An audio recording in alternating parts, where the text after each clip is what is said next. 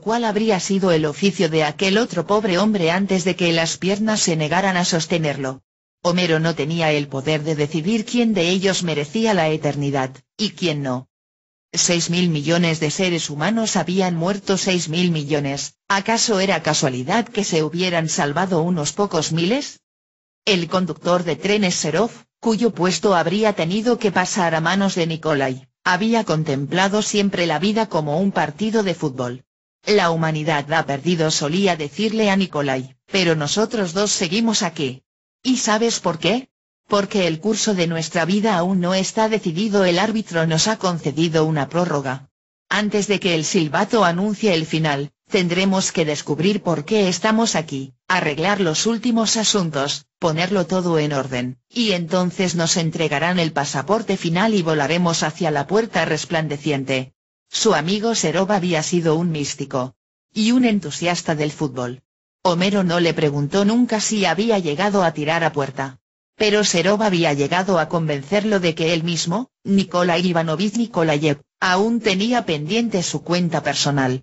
Y también había sido Serov quien le había hecho cobrar conciencia de que en el metro no había nadie por casualidad.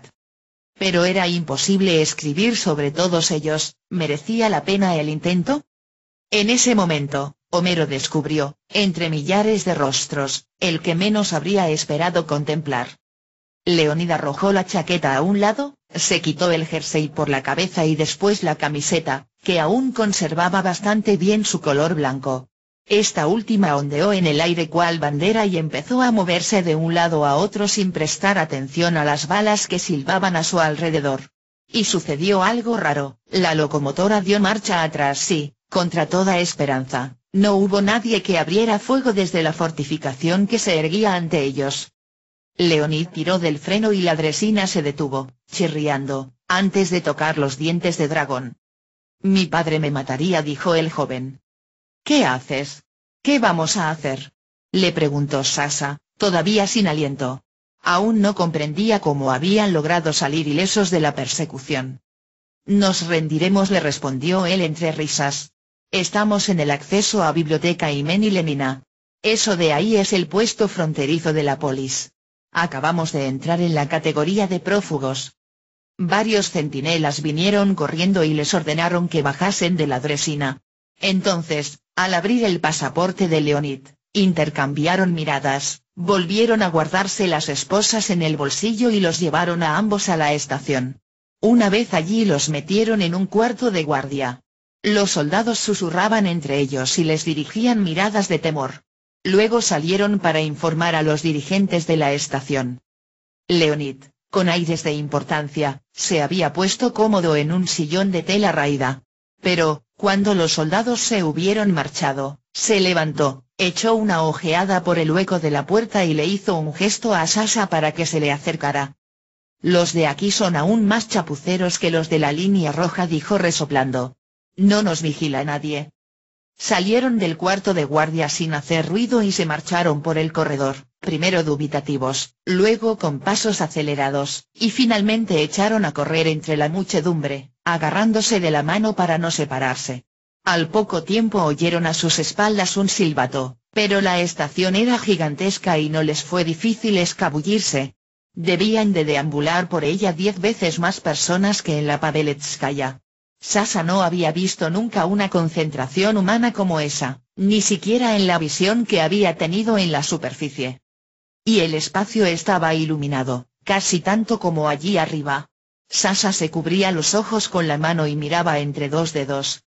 A donde quiera que mirase descubría maravillas, rostros, piedras, columnas, y si no la hubiera acompañado Leonid, si no se hubieran sujetado de su mano, la muchacha habría dado un traspié tras otro y no habría podido seguir. Se prometió a sí misma que algún día volvería allí. ¿Algún día? ¿Sasha? Se volvió, y descubrió a Homero, que tenía los ojos clavados en ella con una mezcla de angustia, furia y asombro. Se sonrió. Sí, había echado de menos al viejo. ¿Qué haces aquí? No habría podido hacerles una pregunta más estúpida a los dos jóvenes fugitivos. Queremos llegar a la Dobrinskaya, le respondió él, sin resuello. Habían aminorado la marcha para que el viejo pudiera seguirles. Pero eso es una locura, no puedes. Te lo prohíbo. Pero ninguno de los argumentos que el jadeante Homero lograba articular los convenció. Llegaron al puesto de guardia de la entrada de la Borovitskaya y descubrieron que los centinelas de la frontera aún no estaban al corriente de la fuga de los dos jóvenes. He venido por orden de Melnik. Por favor, déjeme pasar, le espetó Homero al oficial que estaba al cargo. Este iba a abrir la boca, pero no encontró palabras, le hizo un saludo militar al viejo y les dejó pasar. Cuando el puesto de guardia quedó atrás, en la oscuridad, Leonid preguntó en tono cortés. Acaba usted de mentir, ¿verdad? Sí, ¿y qué? Masculló Homero. Lo más importante es hablar con convicción, le dijo Leonid, como reconociéndole su habilidad. Si se consigue eso, solo los profesionales detectan la mentira. No me des la lata con lo mucho que sabes. Homero arrugó la frente y encendió y apagó varias veces la linterna. Su luz se estaba debilitando.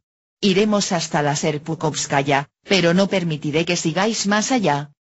Tú no sabes lo más importante, le dijo Sasha. Existe un remedio. ¿Qué? Homero se detuvo, no pudo evitar toser, y contempló a Sasha casi asustado. ¿De verdad?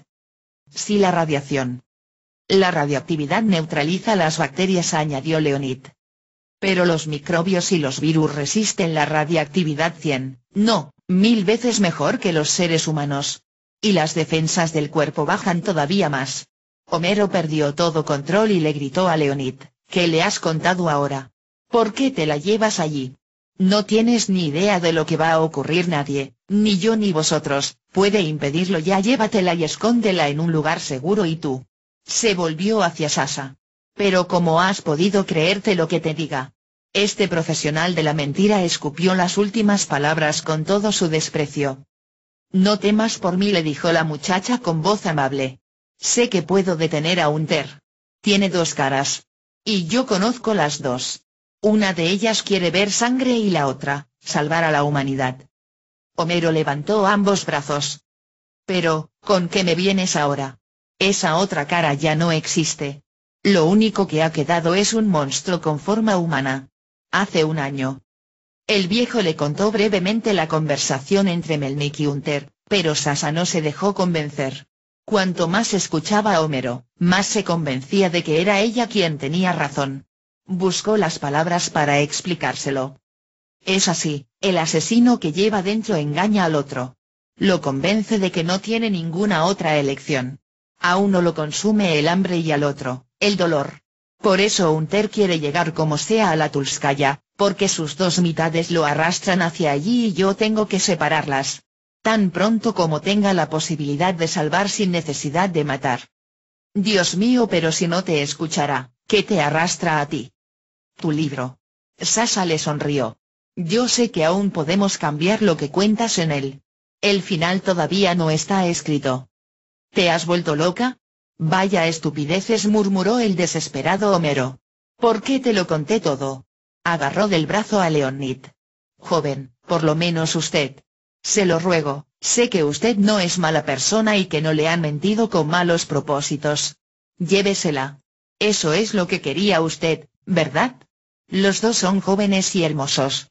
Tienen que vivir. La muchacha no puede ir allí, ¿lo entiende?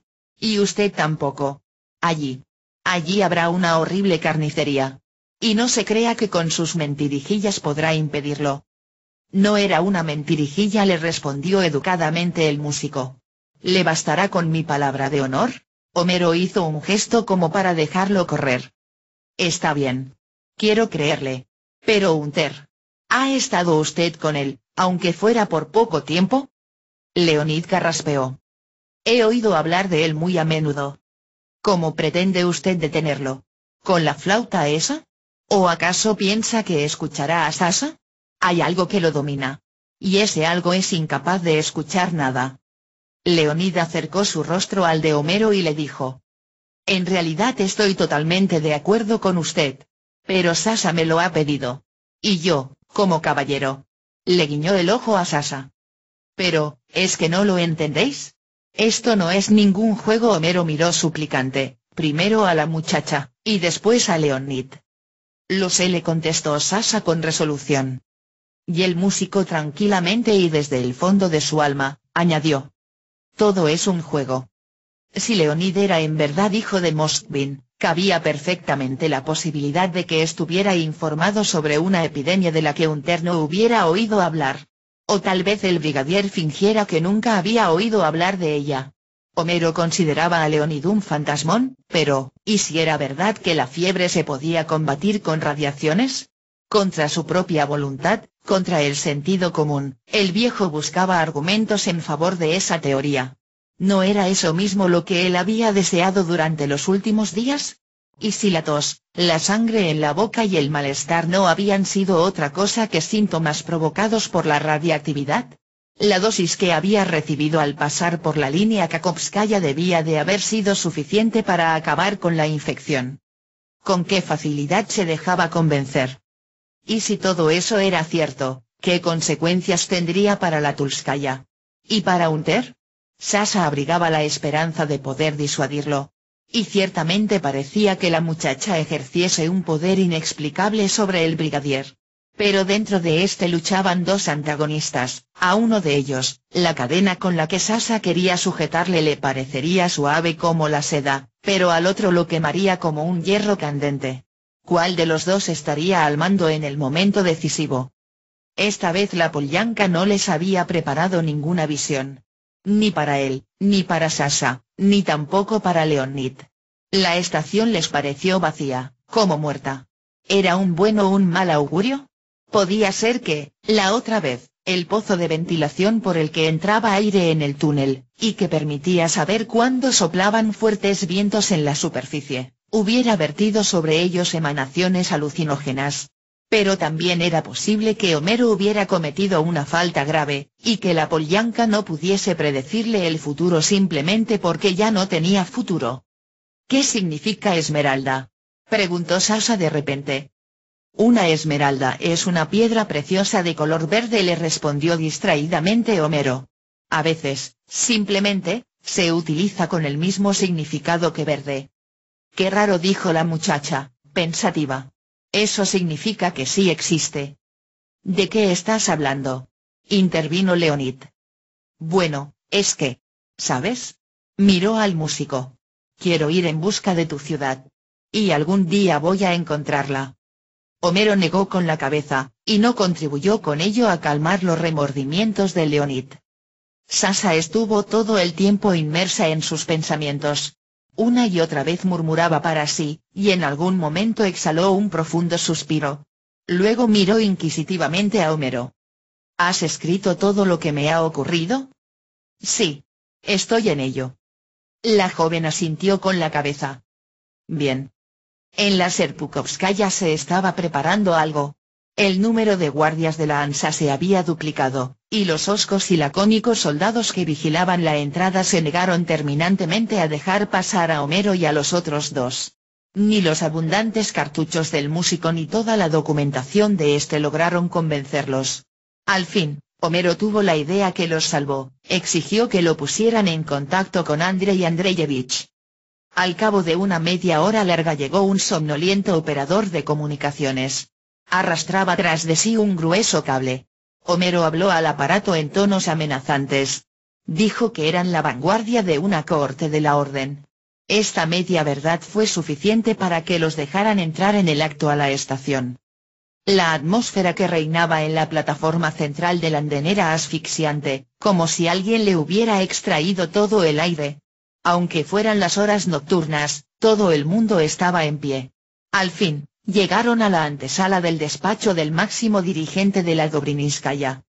Este apareció en el umbral de su despacho, sucio y empapado de sudor, con bolsas en los ojos y hedor de alcohol en el aliento. El ordenanza no estaba. Andrei Andreyevich miró nerviosamente alrededor, y en cuanto se hubo asegurado de que Hunter no estaba allí, dijo. ¿Cuándo van a llegar? Pronto, le prometió Homero. La Serpukovskaya amenaza insurrección. El jefe se secó el sudor de la cara y salió al recibidor. Alguien ha ido contando lo de la epidemia. Nadie sabe lo que puede ocurrir y ahora, encima, también están diciendo no sé qué cuentos de que las máscaras de gas no protegen contra la enfermedad. Eso no son cuentos, le objetó Leonid. En uno de los túneles meridionales que llevan a la Tulskaya, un destacamento de guardia entero ha abandonado su puesto. Cerdos cobardes. En el otro túnel, donde se encuentra el tren de los sectarios, la guardia aún no se ha movido, aunque los fanáticos los acosan, y les gritan no sé qué sobre el juicio final. Y en mi propia estación podría estallar en cualquier momento el caos. ¿Dónde están los de la orden? Son nuestra única salvación. De repente, alguien gritó un insulto en la estación. Otro vociferó, y a continuación se oyeron los ladridos de los guardias. Como nadie respondía a su pregunta, Andrei Andreyevich se metió de nuevo en su despacho.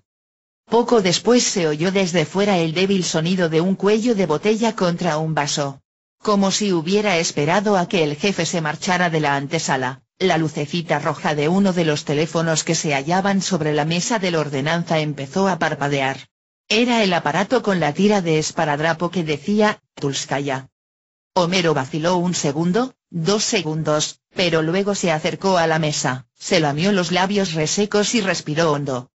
Dobrinskaya al habla. ¿Qué tengo que decirles? Artyom miraba como al helado a su comandante. Este aún no había recobrado la conciencia.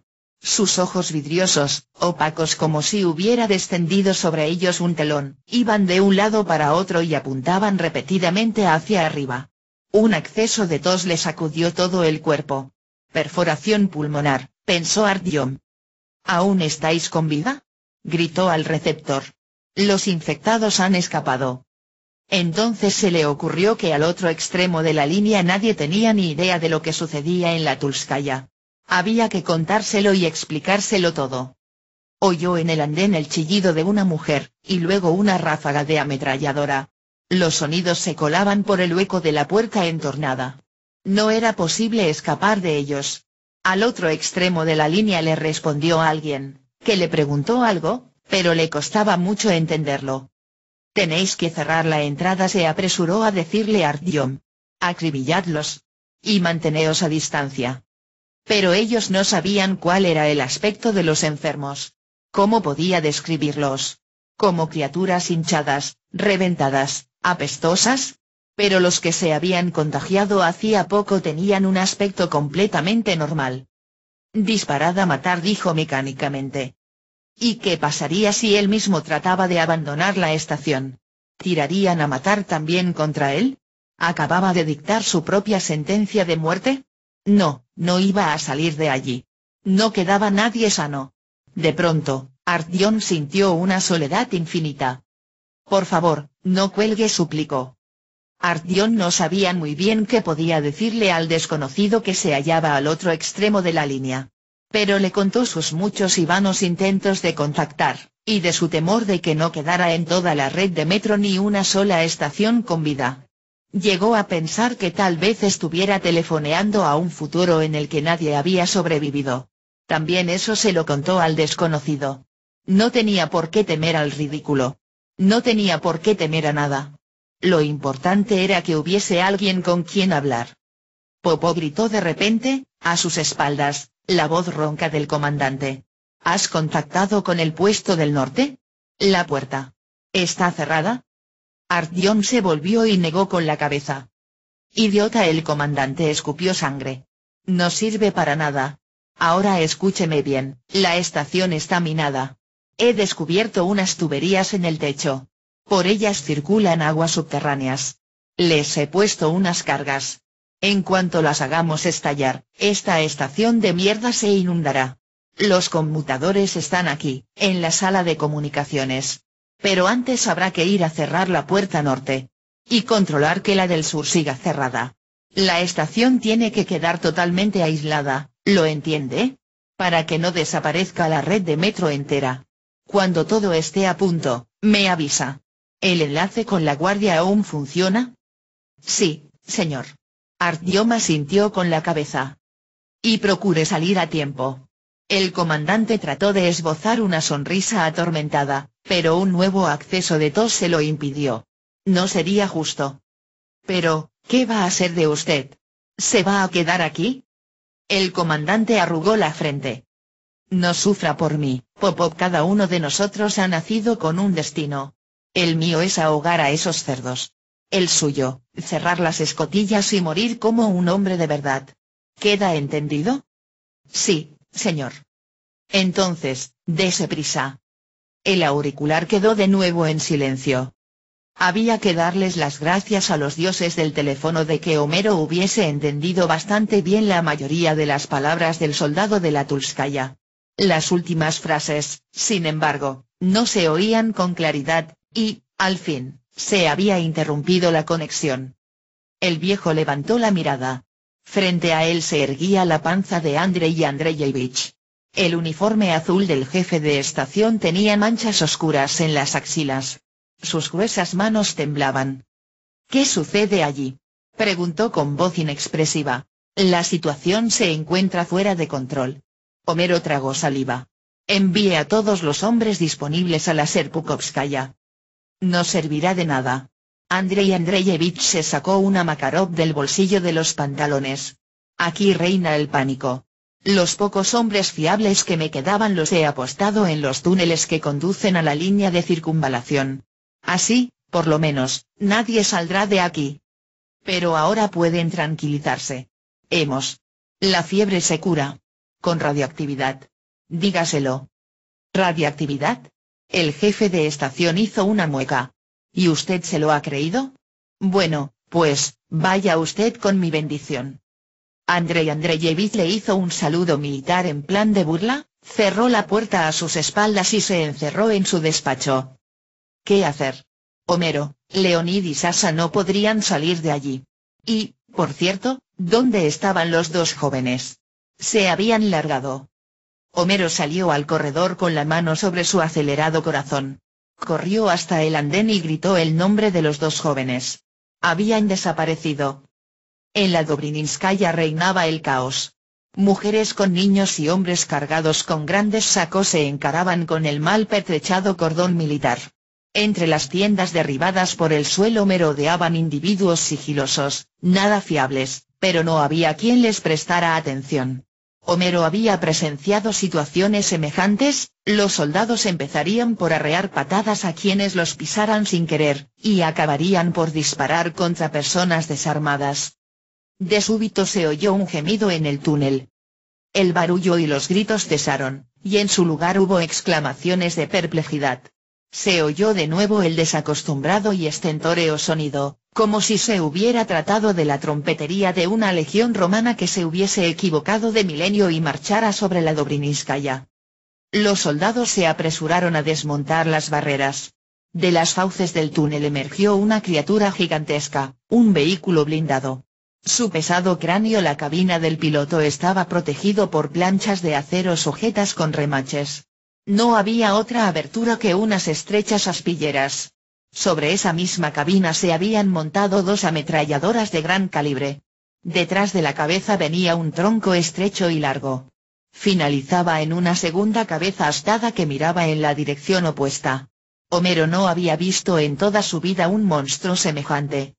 Ídolos sin rostro se sentaban sobre el acorazado, negros como cuervos. Todos ellos eran semejantes, vestían trajes aislantes completos y chalecos de Kevlar, máscaras de gas de un tipo desconocido y mochilas militares especiales. No parecía que pertenecieran a aquel tiempo, y ni a aquel mundo. El tren se detuvo. Los recién llegados saltaron al andén con sus pesadas armas, sin prestar atención a la masa humana que se había congregado, y formaron en 3 hileras. Entonces dieron media vuelta y marcharon como un solo hombre, como una máquina, con pasos acompasados, estruendosos, hacia el corredor que enlazaba la Dobrinskaya con la Serpukovskaya. Sus fuertes pisadas se imponían tanto a los temerosos murmullos de los adultos como al llanto de los niños. Homero corrió tras ellos y trató de identificar a Hunter entre las docenas de soldados. Pero la mayoría medían casi lo mismo y sus impenetrables trajes parecían encajar como un molde sobre sus anchos hombros. Todos ellos portaban un mismo y terrorífico armamento, lanzallamas y rifles Vintorez 29 con silenciador. Nada de escarapelas, ni de blasones, ni de insignias. ¿Sería uno de los 3 que iban al frente? Homero le tomó la delantera a la columna, hizo gestos con la mano, observó los visores de las máscaras de gas. Pero siempre descubría la misma mirada pétrea e indiferente. Ninguno de los recién llegados reaccionó, ninguno de ellos reconoció a Homero. ¿Seguro que Unter se encontraba entre ellos? Tenía que estar allí. Tenía que encontrarlo. Homero no había conseguido localizar ni a Sasha ni a Leonid en el pasillo. Tal vez se había impuesto el buen sentido y el músico había llevado a la muchacha a un lugar seguro. Sí, ojalá se hubieran alejado del baño de sangre que iba a tener lugar. Homero procuraría luego negociar un arreglo con Andrei Andreyevich, si es que éste aún no se había pegado un tiro en la cabeza. Cual martillo de atleta, la formación se abrió paso entre la muchedumbre a paso acelerado. Nadie se atrevía a interponerse en su camino. Incluso los guardias fronterizos de la ANSA se apartaban a un lado. Homero se decidió a seguir a la columna. Tenía que asegurarse de que no le sucediera nada a Sasha. Ninguno de los soldados se lo impidió. Para ellos era como un perro que ladrase y corriera en pos de una dresina. Cuando hubieron entrado en el túnel, los 3 lanzallamas de la primera línea empezaron a vomitar fuego, brillantes como 1000 candelas, y abrasaron la oscuridad que los envolvía. Ninguno de los soldados hablaba. El silencio era opresivo, antinatural. Debía de ser consecuencia de su entrenamiento. Con todo, Homero no lograba liberarse de la sensación de que sí, los cuerpos de aquellos hombres eran duros como el acero, pero sus almas habían muerto. Estaba contemplando una perfecta máquina de matar, cuyas piezas carecían de voluntad. Solo uno de ellos, que en su apariencia no se distinguía de los demás, llevaba dentro de sí el plan de acción. Cuando pronunciara la orden fuego, los demás, sin pensarlo, pegarían fuego a la Tulskaya y a cualquier otra estación, junto con todos los que vivieran dentro. Por suerte, no fueron por el túnel en el que estaba parado el tren de los sectarios. Así, los desgraciados tendrían algo más de tiempo hasta que los alcanzara el fuego de la expiación. Primero había que acabar con la Tulskaya, y luego les tocaría a ellos. De repente, como en respuesta a una señal invisible, la columna aminoró la marcha. Al cabo de un minuto, Homero comprendió el porqué, se hallaban cerca de la estación. El silencio transparente, casi cristalino, permitía oír los gritos. Y entonces algo salió al encuentro de los recién llegados, tan ligero e inesperado que el viejo llegó a dudar de su propio entendimiento, una música maravillosa. Homero escuchaba como hechizado. No prestaba atención a nada, salvo a la voz nasal que se oía en el auricular. Y de pronto, Sasha comprendió que había llegado el momento de separarse de él. Se escabulló del despacho, esperó fuera a que saliese Leonid y se marchó con él. Primero tomaron el pasillo de la Serpukovskaya y luego el túnel que llevaba hasta el lugar donde su ayuda podía ser necesaria. Donde aún podría salvar vidas. El mismo túnel que la llevaría hasta él. Hasta Unter. ¿No tienes miedo?, le preguntó a Leonid. El joven le sonrió. Desde luego que sí. Pero también tengo la ligera sospecha de que, por fin, voy a hacer algo importante. No hace falta que me acompañes. Podría ser que allí nos aguardara la muerte. También podríamos quedarnos aquí y no ir a ninguna parte. Nadie sabe lo que el futuro nos puede deparar, le respondió Leonid, al tiempo que levantaba el dedo índice e hinchaba los carrillos burlonamente para darse aires de enterado. Pues yo pensaba que lo decidía uno mismo. Déjalo ya. Una sonrisa irónica afloró a los labios de Leonid. Todos nosotros somos como ratas en un laberinto. Tiene portezuelas corredizas, y los investigadores que nos observan las abren en ocasiones, y otras veces las cierran. Si encuentras cerrada la puerta de la Sportivnaya, puedes arañarla cuanto quieras, no se va a abrir por nada del mundo. Y si detrás de la puerta siguiente te acecha una trampa, caerás igualmente en ella, aun cuando la hayas presentido. En realidad, no existe otro camino. Tenemos una sola alternativa, seguir adelante, o morir en señal de protesta. Sasha arrugó la frente. ¿No te da rabia tener que vivir así? No, lo que me da rabia es la estructura de mi columna vertebral. No puedo estirar la cabeza lo suficiente para mirar a la cara al autor de este experimento. Esto no es ningún experimento. Si es necesario, las ratas pueden abrirse camino a mordiscos incluso en el cemento. Leonid se rió. Eres una rebelde. Yo, en cambio, soy un oportunista. Sasha negó con la cabeza. Eso no es cierto. ¿Tú también crees que es posible transformar a los seres humanos? Me gustaría creerlo. Leonid y Sasha pasaron junto a un puesto de guardia. Era obvio que sus ocupantes lo habían abandonado con toda precipitación. Entre los rescoldos humeantes de la hoguera todavía brillaban algunas brasas. A su lado había una revista con fotos de mujeres desnudas. Tenía las páginas manchadas y rotas. Sobre la pared colgaba un estandarte de campaña casi hecho jirones. Al cabo de unos 10 minutos tropezaron con el primer cadáver. A primera vista no parecía humano. Tenía los brazos y piernas muy abiertos, y se le habían hinchado de tal modo que la ropa se le había rasgado. Y su rostro superaba en monstruosidad a todo lo que Sasha hubiera visto en su vida. Cuidado, Leonid la apartó del cadáver. Podrías contagiarte. Sí, ¿y qué? Existe un remedio. Vamos a un lugar donde todo el mundo podría contagiarnos. De repente, se oyeron disparos más adelante, y gritos lejanos. Hemos llegado en el momento preciso, dijo Leonid. Parece como si no quisieran esperar a tu amigo. Sasha lo miró aterrorizada, pero luego, desafiante, le dijo. Da igual, tenemos que decírselo. Todos piensan que están condenados a muerte. Tenemos que devolverles la esperanza. La puerta de seguridad de la estación seguía abierta. Encontraron otro cadáver de bruces en el suelo, pero por lo menos, era reconocible como ser humano. A su lado crujía y crepitaba desesperadamente la caja metálica de un sistema telefónico. Parecía como si alguien intentara despertar al guardia. Al final del túnel, varios hombres se habían atrincherado tras un improvisado montón de sacos de arena. Una ametralladora y algunos soldados con rifles de asalto. No había otra barrera.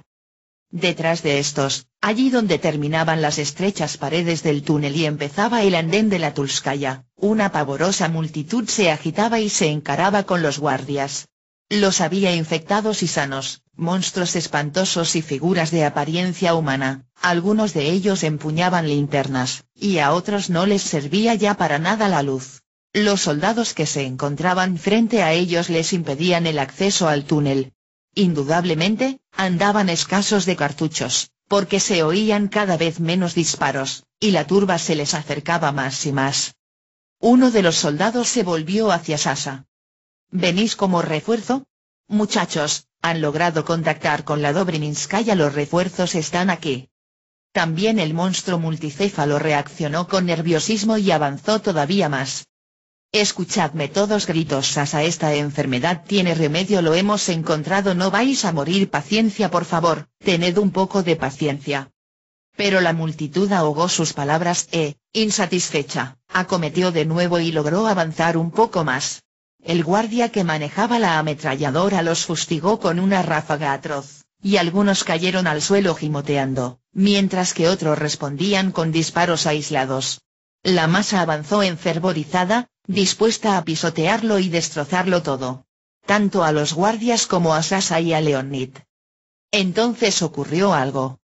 Primero dubitativo, y luego cada vez más seguro de sí mismo y fuerte, se elevó el canto de una flauta. No había nada que en aquel instante pudiera parecer más inapropiado, e incluso estúpido. Los soldados clavaron los ojos en el flautista, perplejos, mientras la multitud gruñía, al principio sorprendida, y luego, entre risotadas, volvía a avanzar. Pero Leonid no pareció inquietarse. Con toda probabilidad no tocaba para ellos, sino para sí mismo. Era la maravillosa melodía que había hechizado a Sasha y atraído a tantas personas. Seguramente era el método más inadecuado que se podía imaginar para poner freno a la rebelión y tranquilizar a los infectados. Pero quizá fuese la conmovedora ingenuidad de su desesperada intervención y no el poder mágico de la flauta lo que por fin retrasó el asalto de la muchedumbre. O tal vez el músico había logrado que los mismos que lo rodeaban, y que estaban a punto de hacer pedazos lo que se les pusiera por delante, se acordaran de algo. De algo que. Los disparos cesaron, y Leonid se adelantó sin dejar de tocar la flauta. Se comportaba como si se hubiera hallado ante un público normal, un público que lo aplaudiría al cabo de un instante, que lo recompensaría con cartuchos. Y, por una fracción de segundo, Sasha creyó reconocer entre los oyentes a su padre, que le sonreía con gentileza. Así pues, la había esperado allí. La muchacha pensó en lo que le había dicho Leonid, esa melodía tenía la capacidad de apaciguar el dolor. De pronto, se oyeron ruidos tras la puerta hermética. Demasiado pronto, en realidad. ¿Los exploradores habían alcanzado su objetivo antes de lo previsto? Entonces, ¿la situación en la Tulskaya no era tan complicada como parecía? ¿Y si los ocupantes habían abandonado la estación sin abrir la puerta? La tropa rompió filas y los soldados se parapetaron en los aledizos del túnel. Solo 4 hombres se quedaron junto a Denis Mikhailovich, frente a la puerta, con los rifles a punto. Había llegado la hora. La puerta se deslizaría a un lado, y al cabo de pocos minutos 40 soldados de la Sebastopolskaya, fuertemente armados, entrarían en la Tulskaya, aplastarían toda resistencia, y en un abrir y cerrar de ojos se apoderarían de la estación. Todo sería más sencillo de lo que había pensado el coronel. Denis Mikhailovich tomó aliento para ordenar a sus hombres que se pusieran las máscaras de gas. Pero no llegó a hacerlo. La columna cambió de formación, se desplegó. Avanzaron en 6 hileras para cubrir el túnel de un extremo a otro. La primera línea esgrimía los lanzallamas, la segunda empuñaba sus rifles de asalto. Avanzaban cual negra lava, circunspectos, y al mismo tiempo imparables. Homero caminaba agazapado detrás de sus anchas espaldas. La luz blanca de sus linternas le permitía contemplar toda la escena, el destacamento de soldados que se mantenía en sus posiciones, 2 siluetas más delgadas Sasha y Leonid, y una horda de pavorosas criaturas que avanzaba contra todos ellos. El espanto le agarrotó el cuerpo. Leonid no dejaba de tocar. Estaba espléndido. Increíble. Inspirado como en ninguna otra ocasión. La horrorosa muchedumbre sorbía la música dentro de sí, con avidez, e incluso los defensores del túnel abandonaban sus posiciones para verlo mejor. Su melodía separaba a los bandos enfrentados como una pared invisible. Solo ella les impedía que se arrojaran unos contra otros para un último y mortífero combate. Apunten. La orden la había dado uno de los miembros del grupo negro. Pero, ¿quién? La primera línea apoyó una rodilla en el suelo, la segunda apuntó. Sasha, gritó Homero. La muchacha se volvió, parpadeó, tendió una mano y avanzó lentamente contra el chorro de luz que le golpeaba el rostro. La multitud murmuró y gimoteó bajo el insoportable resplandor. Se apretujaron entre sí. Los soldados aguardaban sin moverse. Sasha se encaró con el negro escuadrón. ¿Dónde estás? Gritó. Tengo que hablar contigo. Por favor. Nadie respondió. Hemos descubierto un remedio. La enfermedad se puede curar. No es necesario que mates a nadie. La siniestra falange permanecía en silencio. Te lo ruego, sé que no quieres hacerlo. Solo quieres salvarlos. Y salvarte a ti mismo. De repente se oyó, entre las filas de los soldados, sin que fuera posible descubrir su procedencia, una voz ronca. Márchate. No quiero matarte. No hace falta que mates a nadie. La enfermedad tiene remedio, repitió Sasha, desesperada, e iba de un lado a otro, frente a la hilera de hombres, todos iguales, todos enmascarados, en busca de uno. No existe ningún remedio. La radioactividad, la cura. Eso no me lo puedo creer. Por favor. Hay que descontaminar la estación. ¿Es que no quieres que las cosas cambien? ¿Por qué vuelves a hacer lo mismo que ya hiciste? Aquella otra vez, con los negros, ¿por qué no tratas de alcanzar el perdón? Los soldados callaban. Y la enfervorizada muchedumbre volvía a avanzar.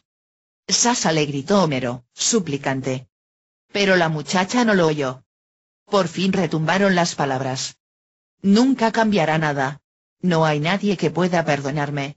Alcé la mano contra. Y ahora sufro el castigo. Todo está en ti. Sasha no se rendía. Si puedes liberarte, puedes demostrar que sí. ¿Es que no lo ves? Esto es un espejo, un reflejo de lo que hiciste hace un año, pero ahora puedes cambiarlo todo. Puedes escuchar. Darles una oportunidad. Y ganarte una oportunidad para ti mismo. Tengo que aniquilar al monstruo, dijo la formación entera. No, no puedes, chilló Sasha. Eso sí que no puede hacerlo nadie. El monstruo también está dentro de mí, duerme dentro de todos nosotros, es una parte del cuerpo, una parte del alma. Y cuando despierta, no es posible matarlo, ni amputarlo de uno mismo, solo podemos apaciguarlo. Hacer que se duerma. En ese momento, un soldado joven y cubierto de suciedad se abrió camino entre la informe turba, logró pasar entre la pared y las inmóviles hileras negras, corrió hacia la puerta hermética, agarró el micrófono del comunicador, que estaba alojado en una caja de hierro, y gritó algo. Al instante se oyó un silenciador, y el soldado se desplomó. La multitud olió la sangre, se creció, y gritó enfurecida. El flautista empuñó una vez más su instrumento y se puso a tocar, pero, entonces, la magia se desvaneció. Alguien le disparó, la flauta se le cayó de las manos, y trató de cubrirse el vientre. En las bocas de los lanzallamas aparecieron las primeras lenguas de fuego. La falange pasó a ser tan solo una incontable suma de armas. La formación dio un paso adelante. Sasha se arrojó sobre Leonid sin prestar atención a la multitud que había alcanzado ya al músico. No chilló, fuera de sí. Estaba sola frente a centenares de repulsivos engendros. Frente a una legión de asesinos. Contra el mundo entero. Quiero un milagro. De pronto, se oyó un trueno lejano. La bóveda retembló, la multitud se estremeció, e incluso la formación militar dio un paso hacia atrás. Finos regueros de agua empezaron a derramarse en el suelo, desde el techo, y por fin descendió un oscuro chorro cada vez más tumultuoso. ¡Una inundación!, gritó alguien. Los soldados de la orden se retiraron a toda prisa de la estación, hacia el hueco de la puerta hermética. Homero corrió tras ellos, pero se volvía una y otra vez hacia Sasha. La muchacha no se movía. Sasha metió las manos y el rostro en el agua que se derramaba a raudales, y se rió. «Esto es la lluvia», gritó. «Viene para limpiarlo todo, podremos empezar de nuevo». La negra tropa había cruzado el umbral de la puerta hermética, y con ellos Homero. Algunos de los soldados se arrojaron sobre los mandos de la puerta para cerrar la Tulskaya y detener el agua. La puerta corrediza obedeció y empezó a moverse pesadamente. Al darse cuenta, Homero trató de ir corriendo en busca de Sasha. La muchacha aún se encontraba dentro de la estación. Pero alguien lo sujetó y lo arrojó al suelo. Entonces, uno de los soldados corrió hacia la puerta, alargó la mano por el resquicio que aún quedaba entre puerta y pared, y le gritó a la muchacha. «Ven, te necesito». El agua les llegaba ya hasta las caderas. De pronto, los cabellos rubios de Sasha se sumergieron. Y la muchacha desapareció. El soldado sacó la mano del resquicio y la puerta se cerró. La puerta no se abrió. Un temblor recorrió el túnel y al otro lado de la plancha de acero se oyó el eco de una explosión. Luego se hizo de nuevo el silencio. Denis Mikhailovich apoyó un oído en la puerta y escuchó durante largo rato. Luego se secó el agua que tenía en la mejilla y, asombrado, volvió los ojos hacia el techo, que de repente había quedado cubierto de humedad. «Regresamos», ordenó. «Aquí ha terminado todo». Epílogo. Homero suspiró y pasó varias hojas. Apenas si le quedaba espacio en el cuaderno. Tan solo unas pocas páginas. ¿Qué pondría por escrito, y qué tendría que sacrificar? Acercó la mano al fuego para dar calor a sus dedos ateridos. El viejo había pedido que lo trasladaran al puesto de guardia meridional. Allí, con los ojos clavados en el túnel, trabajaba mejor que en casa, en la Sebastopolskaya, entre montones de periódicos muertos. Aunque Elena se esforzara por dejarlo en paz. Homero levantó la mirada. El brigadier estaba sentado aparte de los otros centinelas, en la frontera entre la luz y la oscuridad. ¿Por qué había tenido que elegir precisamente la Sebastopolskaya? Debía de haber algo especial en aquella estación. Un terno le había contado al viejo que se le había aparecido en la Polyanka. Pero Homero había llegado a entenderlo, no se había tratado de una profecía, sino de una advertencia. Las aguas que inundaban la Tulskaya fueron bajando a lo largo de una semana. Las gigantescas máquinas de la línea de circunvalación habían bombeado la que quedaba, y Homero se había presentado voluntario para unirse al primer equipo de exploradores que entraría en la estación. La catástrofe se había cobrado casi 300 vidas. Homero no sintió ninguna repugnancia mientras les daban la vuelta a los cadáveres. En realidad, no sintió nada. Solo la buscaba a ella. Buscó sin cesar. Se detuvo durante un buen rato en el último lugar donde había visto a Sasha. En aquel momento en el que había vacilado, en vez de luchar para que le dejaran correr hacia ella. Para salvarla. O morir a su lado. Un inacabable desfile de enfermos y sanos había pasado por su lado, en dirección a la Sebastopolskaya, hacia los saludables túneles de la línea Kakhovskaya.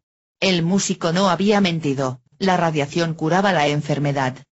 Y, quién sabe, tal vez el músico no hubiera mentido en nada. Tal vez la ciudad Esmeralda existiera en algún lugar, y tan solo hubiera que encontrar la puerta. Tal vez el propio músico se hubiera hallado con frecuencia frente a esa puerta, y no hubiera merecido que le abrieran. No podría saberlo ya, una vez que las aguas bajaran. Pero el arca no era la ciudad Esmeralda. La verdadera arca era la propia red de metro. El último refugio que había protegido tanto a Noé como a Semiakán de las oscuras y turbulentas aguas, tanto a los justos como a los indiferentes y los malvados. Una pareja de cada especie animal. De todos los que tenían cuentas pendientes, tanto acreedores como deudores. Eran demasiados. Eso estaba claro. No podrían aparecer todos en la novela. Apenas si quedaban páginas libres en el cuaderno del viejo. Este último no era un arca, sino un barquito de papel. No podría llevar a bordo a todos los hombres y mujeres. Pero, aún así, Homero abrigaba la esperanza de que, con sus tímidos trazos, había logrado plasmar algo de mucha importancia en aquellas páginas. No sobre todos aquellos seres humanos, sino sobre el ser humano.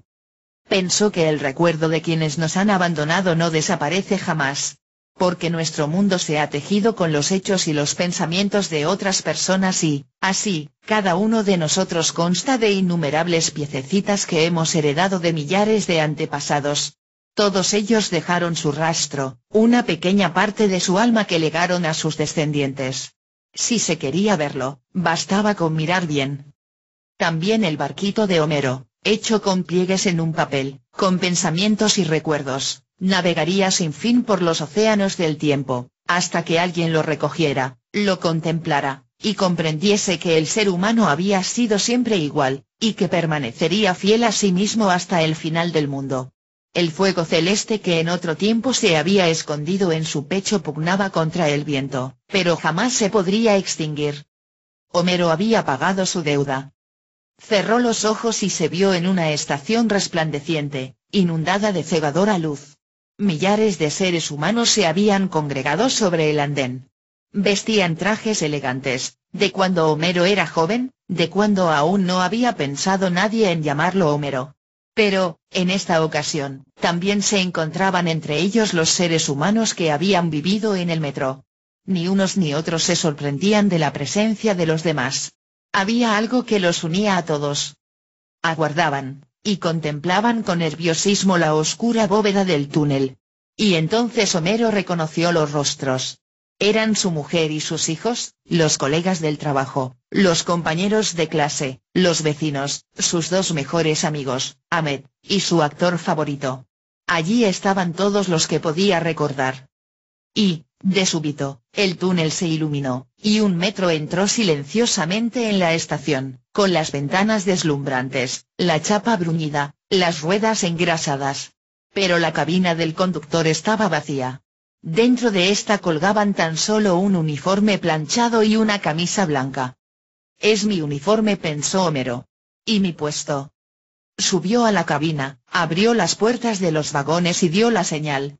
La multitud entró y se repartió por los bancos. Todos los pasajeros encontraron un lugar para sentarse, y sonrieron, ya tranquilos. Y también Homero sonrió. Lo sabía, en cuanto estampara el punto y final en su cuaderno, el resplandeciente convoy repleto de personas felices abandonaría la Sebastopolskaya y partiría hacia la eternidad. Inesperadamente, algo lo arrancó de su mágico sueño. Muy cerca de donde se hallaba, oyó un gimoteo sordo, casi antinatural. Se estremeció y empuñó el rifle. Era el brigadier quien había hecho aquel sonido. Homero se puso en pie y quiso acercarse a Hunter, pero este gimoteó de nuevo. En un tono más agudo. Y luego otra vez.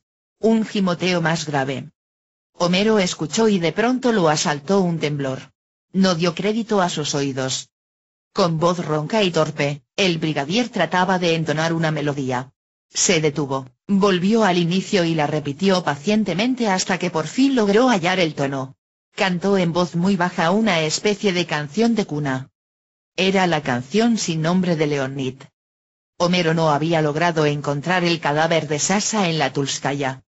¿Qué nos deparará el futuro?